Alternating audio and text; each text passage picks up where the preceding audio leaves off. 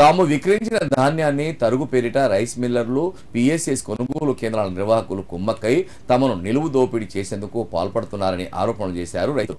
తాము ధాన్యం అమ్ముకుని నెల రోజులు కావస్తున్నా తమ ఖాతాలో డబ్బులు పడలేదని, ఇప్పటికీ డబ్బులు పడకపోవడం ఏంటని నిర్వాహకులను అడుగగా తరుగు వచ్చిందని సమాధానం చెప్తున్నారని ఆవేదన వ్యక్తం చేశారు రైతన్నలు. ధాన్యం అమ్ముకుని నెల రోజులు అవుతుందని, ఓటీపీ చెప్పి సుమారు 20 రోజులు కావస్తుందని, ఇప్పుడు ధాన్యం తరుగు రావడం ఏంటని రైతన్నలు వాపోతున్నారు. సిద్దిపేట జిల్లా నంగనూరు మండలం సిద్దనపేట పిఎస్సిఎస్ కొనుగోలు కేంద్రంలో తాము అమ్ముకున్న ధాన్యం డబ్బులు నెల రోజులు కావస్తున్నా ఇప్పటికీ జమ కాలేదని తహసీల్దార్ కార్యాలయం ఎదుట రైతులు నిరసనకు దిగారు. ఈ సందర్భంగా రెవెన్యూ ఇన్స్పెక్టర్ జయసూర్యకు వినతి పత్రం అందజేసినట్లు రైతులు చిన్నమల్లయ్య, కనకరెడ్డి, గజ్జల మధు పలువురు రైతులు తెలిపారు. నెల రోజులు అయినప్పటికీ డబ్బులు ఎందుకు పడడం లేదని రైతులు పిఎస్సిఎస్ కొనుగోలు సెంటర్ నిర్వాహకులను అడగగా 12 లారీలకు సంబంధించి 50 క్వింటాల ధాన్యం తరుగు వచ్చిందని చెప్తున్నారని రైతులు ఆవేదన వ్యక్తం చేశారు. ఈ సందర్భంగా తహసీల్దార్ కార్యాలయం ఎదుట నిరసన వ్యక్తం చేసినట్లు తెలిపారు రైతులు. ధాన్యం కొనుగోలు చేసి నెల రోజులు అవుతుందని, తాము అమ్ముకున్న ధాన్యం రైస్ మిల్లులో దిగుమతి చేసుకున్న అనంతరం వెంటనే తరుగు ఏదైనా ఉంటే రైతులకు సమాచారం ఇవ్వాలి గాని ధాన్యం అమ్ముకున్న నెల రోజులకు తరుగు ఎలా వస్తుందని వాపోయారు.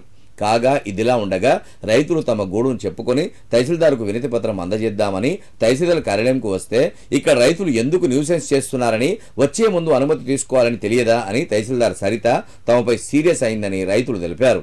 తమ సమస్యను చెప్పుకునేందుకు వస్తే తమను అక్కడి నుండి వెళ్లగొట్టాలని కార్యాలయ సిబ్బందికి ఆదేశించడంతో రైతులు నివ్వెరపోయారు. తమ ఖాతాల్లో డబ్బులు పడని విషయమై సంబంధిత జిల్లా అధికారులు త్వరితగతిన పరిష్కరిస్తామని హామీ ఇచ్చారని రైతులు తెలియజేశారు. నెల రోజులుగా సిద్దనపేట మార్కెట్ యార్డ్లో వడ్లు అమ్మడం జరిగింది. నంగనూరు పిఎస్ఎస్ ఆధ్వర్యంలో కొన్న తర్వాత నెల రోజులుగా ఆగబడితే అని నెల రోజులుగా పైసల కోసం ఎదురు చూస్తూ ఉన్నాం. ఓటీపీ అడిగి 20 రోజులైనా కూడా ఇంతవరకు డబ్బులు రావడం లేదు. ఏమైందని ఇన్ని రోజులకు అడిగితే వాళ్ళు ఏమంటారు అంటే ఒక 50 క్వింటాల వడ్లు తక్కువ వచ్చినాయి, 12 లారీల మీద 50 క్వింటాల వడ్లు తక్కువ వచ్చినాయి, కావున ఈ 50 క్వింటాల వడ్లు ఒక్కొక్క సంచి కిలో కట్ చేస్తామని వాళ్ళు చెప్పడం జరిగినది. 50 క్వింటాల వడ్లు తక్కువ వస్తే ఇన్ని రోజులు నెల రోజులుగా ఈ కోఆపరేటివ్ బ్యాంక్ వాళ్ళు ఏం చేసినారు, ఈ రైస్ మిల్లర్ల వారు ఏం చేసినారు, ఏదైతే వడ్లు ఇలా మార్కెట్లకే వెళ్ళిపోయినాయో అదే రోజు వాళ్ళు కాంట పెట్టుకుంటారు. కాంట పెట్టుకున్నాక తెల్లారి ట్రక్ షీట్లు పోతాయి, లెటర్లు పోతాయి, వాళ్ళు అన్ని ఇచ్చుకుంటారు. రైతులు ఎన్ని కిలోలు ఎన్ని క్వింటాలు వడ్లు అమ్మిరు అనేది వాళ్ళకి ఆల్రెడీ ట్రక్ షీట్ పోతుంది. పోయినాక 2 రోజులకే అనాలి వడ్లు తక్కువ వస్తే. కానీ నెల రోజుల తర్వాత 50 క్వింటాల వడ్లు తక్కువ వచ్చాయని ఇలా ఎవరు కోఆపరేటివ్ బ్యాంక్ వాళ్ళు కుమ్ముక్కైరా, రైస్ మిల్లర్లు కుమ్ముక్కైరా, ఎవరు ఈ రైతులను దోచుకుంటారు. నెల రోజుల కోలే రైతులతోటి చెలగాటమాడుతారు.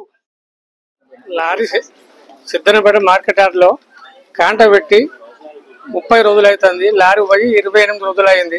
28 రోజులకు ఓటీపీ 8 రోజులకు అడిగినారు. తిరంగా ఓటీపీ అడిగినాక ఓటీపీ వచ్చినాక 20 రోజులకు పైసలు ఇంతవరకు వాళ్ళే అడిగితే ఒడ్లు షార్ట్ వచ్చిందని చెప్తాను. ఒక లారీ షార్టేజ్ రాగానే లారీ ఆపి రైతులు పిలుచుకొని అమలు తప్ప లేకపోతే రైతులు పట్టకుంటే ఇట జరిగిందా అని అప్పుడే ఒక లారీ 2 లారీ ఆపాలి. 10 లారీలు ఆపి 12 లారీలు ఆపి ఇలా రైతులు అడిగితే ఏమంటారు అంటే మాకు 50 క్వింటాల తరుగు వచ్చింది, మీరు సెటిల్మెంట్ చేసుకోమంటే మేము చేసుకోము, ఎన్నొద్దులున్నా ధర్నా చేసుడే, మా పైసలు మాకు ఇచ్చేదాకా మేము వదిలిపెట్టేది లేదు. రైతు బిల్లులను కానీ ఐకేబులను కానీ మా డబ్బులు మాకు వస్తే మేము ఊకుంటాం.